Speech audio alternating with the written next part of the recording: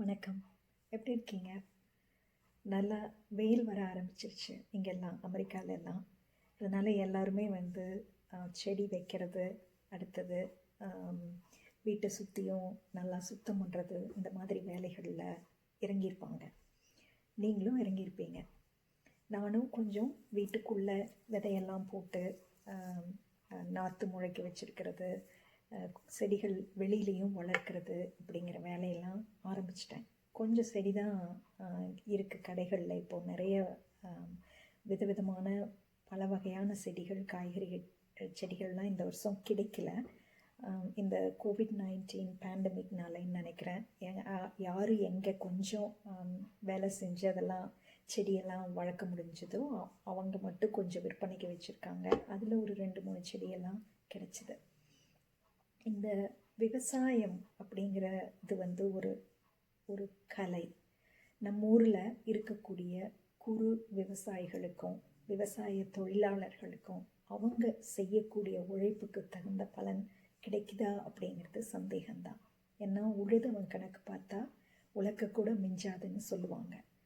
அப்படி ஒரு காலகட்டத்தில் இருந்தால் கூட நம்ம ஊரில் இருக்கக்கூடிய விவசாயிகள் அவங்க கடைசி வரைக்கும் அவங்க கற்றுக்கிட்ட, அவங்க செஞ்சு வந்த அந்த வேலையை வந்து எவ்வளவு கஷ்டத்துக்கு இடையிலையும் தொடர்ந்து செய்வாங்க. அது ஒரு சாதாரண விஷயம் இல்லை. நம்ம எழுதும்போதோ அல்லது பேசும்போதோ விவசாயிகளை பற்றி நம்ம ரொம்ப சுலபமாக சொல்லுவோம். அவங்க ஒரு பாமர விவசாயினோ, அவர் ஒரு படிக்காத ஊர்ப்புற மனிதர் அப்படியோ நம்ம சொல்லுவோம். ஆனால் அவங்களுக்குள்ள இருக்கக்கூடிய அவங்களுடைய துறை சார்ந்த அறிவும் அனுபவமும் மிக அதிகமானது, அழகானது. இன்னும் சொல்லப்போனால் அவங்களுடைய வாழ்க்கையே ஒரு தவம் மாதிரி, ஒரு கலை, அருமையான கலையாக அவங்க செய்வாங்க அவங்களுடைய வேலையை. பருவம் கணக்கு வச்சு விதை விதைச்சு, நாள் கணக்கு வச்சு தண்ணி பாய்ச்சி, ஒவ்வொன்றையும் பார்த்து பார்த்து இத்தனை நாளைக்கு அப்புறம், இத்தனை வாரத்துக்கு அப்புறம் இந்தந்த வேலைகள் அந்த பயிருக்கு செய்யணும் அப்படின்னு களை எடுக்கிறது, அதுக்கு வந்து வேறு என்ன வேணுமோ உரம் வைக்கிறது, அந்த மாதிரி பார்த்து பார்த்து ஒவ்வொன்றையும் கணக்கு வச்சு செஞ்சு, அது கதிர் அறுத்து அது அறுவடை ஆனதுக்கப்புறம் கூட எந்த சந்தையில் இதுக்கு ஒரு கொஞ்சம் கூடுதலான விலை கிடைக்கும் அப்படின்னு அதை விசாரித்து கணக்கு பார்த்து கொண்டு போய் சேர்த்து அதை விற்று அவங்க அதில் நடத்தக்கூடிய அந்த வாழ்க்கை மிகுந்த அர்ப்பணிப்பு வாய்ந்தது. இன்னும் மரியாதையை கொடுக்க வேண்டிய ஒரு வாழ்க்கையும் போதுமான அளவு கொடுக்கப்படாமல் இருக்கிற ஒரு வாழ்க்கையும் விவசாயத்தில் இருக்கிறது இல்லைங்களா? சின்ன வயசில் எனக்கு அந்த மாதிரியான வாழ்க்கையில் வாழக்கூடிய ஒரு வாய்ப்பு அமைஞ்சது. கிராமப்புறத்தில் தான் படித்தோம். பள்ளிக்கூடத்தில் 12ஆம் வகுப்பு படிக்கிறதுக்கு முன்னாடியே பால் கறக்கிறது, மாட்டில் பால் கறக்கிறது, ஆடு பார்த்துக்கிறது, ஆடு மேய்க்கிறது, தண்ணீர் பாய்ச்சறது, களை எடுக்கிறது, காய்கறிகள் பறிக்கிறது சந்தைக்கு, இந்த மாதிரி விதை விதைக்கிறது, இந்த மாதிரி பல வேலைகளில் வந்து ஓரளவுக்கு நான் தேர்ச்சி பெற்றிருந்தேன்னே சொல்லலாம். அதுக்கப்புறம் கல்விக்காக வேறு வெளியூர் வந்தாச்சு, வேலை பார்த்தாச்சு. நான் அப்படியெல்லாம் வந்தாலும் அந்த விவசாய கலை, கற்றுக்கொண்ட கலை, ரொம்ப காலத்துக்கு முன்னாடி கற்றுக்கொண்ட கலைனா கூட இப்போவும் அது எனக்கு உதவி செய்யுது.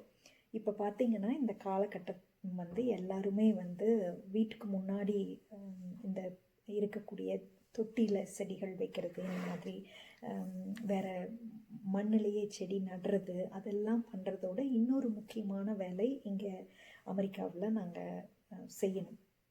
அது என்னென்னா, இங்கே வந்து 4 சீசன் இருக்குது. வருஷத்துக்கு 4 விதமான காலநிலை வருது.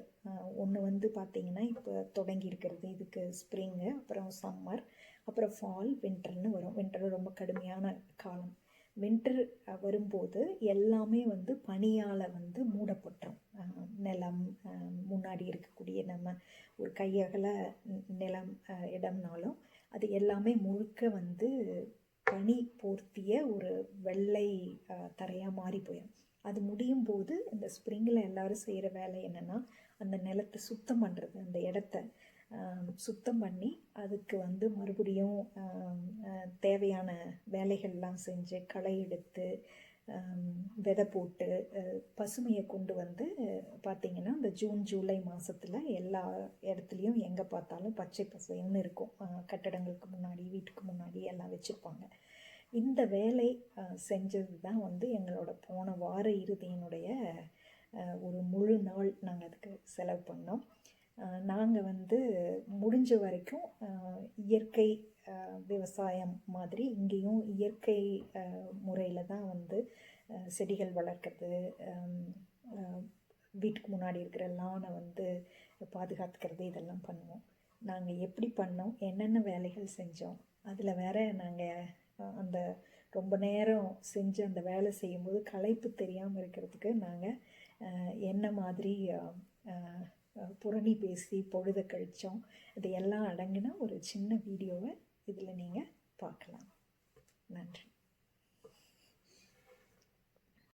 இப்போ அந்த லான் முழுக்க பார்த்திங்கன்னா நிறையா களை முளைச்சி பூராமே வந்து அதோட அழகையே கெடுத்து வச்சிருக்கு.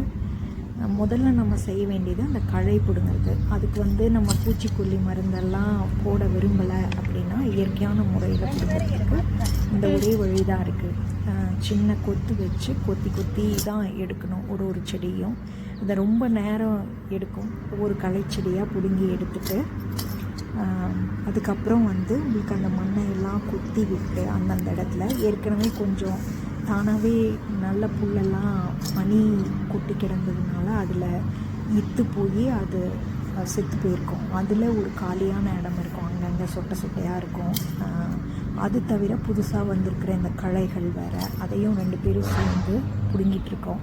பிடுங்கி முடித்தோன்னா அதுக்கப்புறம் வந்து அந்தந்த இடத்துல எங்கெல்லாம் நம்ம புது விதை போடணும்னு நினைக்கிறோமோ அங்கேயெல்லாம் வந்து நம்ம கொத்து வச்சு கிளறி விடணும். அது பேர் ரேக்கு மாதிரி இருக்கும், ரேக்குன்னு சொல்லுவாங்க. அதை வச்சு அந்த மண் நல்லா தோண்டி விட்டுட்டு, ஏன்னா மண்ணில் படணும் விதை, அப்போ தான் அது முளைக்கும். அதனால் அந்த மாதிரி பண்ணி அதுக்கு மேலே விதை போட்டு அதுக்கப்புறம் மேலே கொஞ்சம் இந்த டாப் சாயில்னு சொல்லி ஒன்று இருக்கும், அதையும் போடணும். இப்போ பார்த்தீங்கன்னா நல்லா தெரியும் உங்களுக்கு எவ்வளோ சொட்டைகள்னு பாருங்களேன். வருஷம் இந்த வேலை நாங்கள் பண்ணிட்டு தான் இருக்கோம். இதை வந்து அந்த ப்ரொஃபஷ்னல் ஆளுங்க இருப்பாங்க லான் மெயின்டெனன்ஸ் பண்ணி கொடுக்கறதுக்குன்னே, ஆனால் அதெல்லாம் நாங்கள் கொடுக்கறதில்ல. இது நாங்களே தான் பண்ணுவோம். இதே எங்களுக்கு தெரிஞ்ச இயற்கை முறையில்.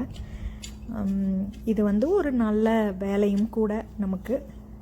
எங்களுக்கு இதில் ஆர்வமும் இருக்குது. இப்போ கணவர் வந்து அங்கங்கே எல்லாம் கொஞ்சம் கிளறி விடுறாங்க மண்ணை. களையெல்லாம் பிடுங்கியாச்சு.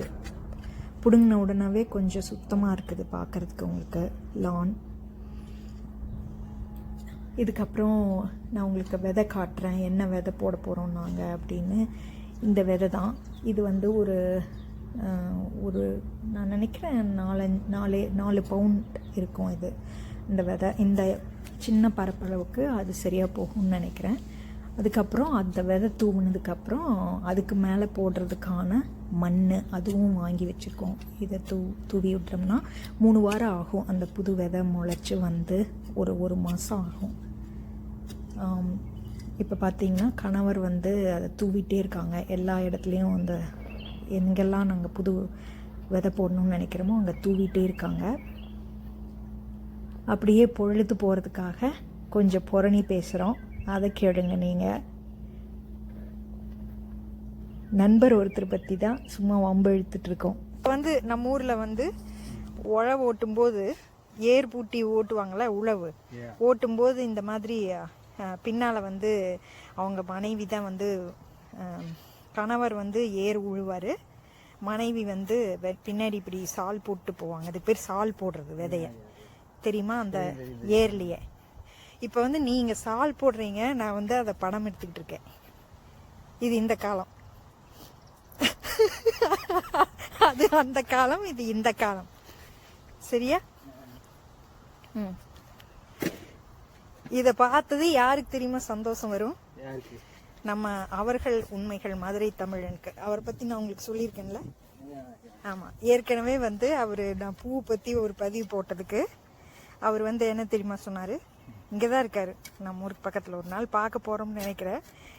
பூ பத்தி போட்டதுக்கு என்ன தெரியுமா சொன்னாரு? பூ வந்து அமெரிக்காவில் வீட்டை சுற்றி பூ வைப்பார்கள் நான் அப்படின்னு பேசியிருந்தா அவர் சொன்னார். அவர் வந்து இப்போ எழுதியிருந்தாரு, அமெரிக்காவில் வீட்டை சுற்றி பூ வைப்பார்கள், நம்மூரில் பெண்களுக்கு தலையில் பூ வைப்பார்கள், கடைசியில் அந்த பெண்கள் ஆண்களின் காதுகளில் பூ வைத்து விடுவார்கள் அப்படின்னு சொல்லியிருந்தாரு. வந்து இங்க சால் போடுறீங்க விதைய, நான் வந்து அதை படம் எடுக்கிறேன், படம் எடுத்து யூடியூப்ல போட போறேன். இதை பத்தி கண்டிப்பா வந்து மதுரை தமிழனுக்கு ஒரு அருமையான கருத்து வரும்னு நினைக்கிறேன். பெரும்பாலும் உங்களுக்கு சாதகமாத்தான் இருக்கு அந்த கருத்து. என்ன நினைக்கிறீங்க? கண்டிப்பா உழைக்கும் மக்களுக்கு எப்பவுமே சாதகமா கருத்து வரும்.